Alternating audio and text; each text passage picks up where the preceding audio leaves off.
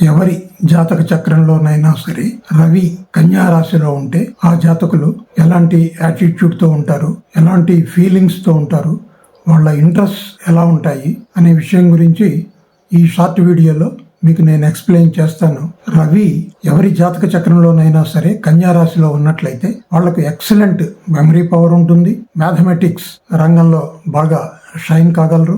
Research oriented subjects లో వీళ్ళకి ఎక్కువగా ఇంట్రెస్ట్ ఉంటుంది. కొత్తగా ఏదైనా చేయాలి అనుకుంటూ ఉంటారు ఎప్పటికప్పుడు. అంటే కొత్తదనం ఉట్టిపడే రంగాలు అంటే discoveries, science, technology, engineering, physics, space research, ఎక్కడెక్కడైతే ఇన్నోవేషన్ ఉంటుందో, కొత్తదనం ఉంటుందో ఆయా రంగాల మీద వీళ్ళకి ఎక్కువ ఆసక్తి ఉంటుంది.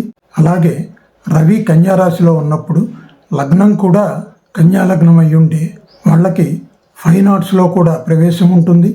రవి బలంగా ఉన్నప్పుడు వీరిలో కొంతమందికి painting, dancing, acting, music, singing ఇలాంటి వాటిల్లో వీళ్ళకి ఎక్కువ ఆసక్తి ఉంటుంది.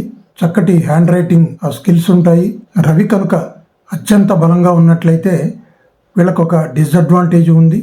ఆ కన్యా లగ్నం వాళ్ళకి రవి కన్యా లగ్నంలో ఉన్నప్పుడు ఇతరులతో ఈ జాతకులు ఏ విధంగానైనా డీల్ చేసినా, లేకుంటే ఈ జాతకుల ఇంటికి బంధువులు ఎవరన్నా వచ్చినా, లేకుంటే వీళ్ళు ఏదైనా రంగంలో ఒక ప్రొఫెషనల్ రంగంలో ఉండి వేరే వాళ్ళతో ఒప్పందాలు కుదుర్చుకుంటున్నా, డీల్స్ అవి చేసుకుంటున్నా అవతల వాళ్ళదే పైచేయి అవుతుంది.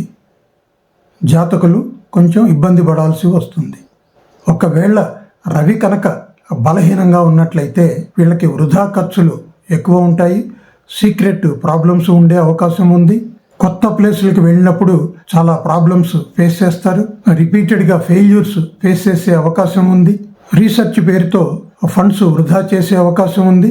మొత్తం మీద కన్యా రాశి లగ్నమైనప్పుడు అక్కడ రవి బలంగా ఉంటే ఒక రకమైన ఫలితాలు వస్తాయి, బలహీనంగా ఉంటే మరో రకమైన ఫలితాలు వస్తాయి అని గుర్తుంచుకుంటే చాలు.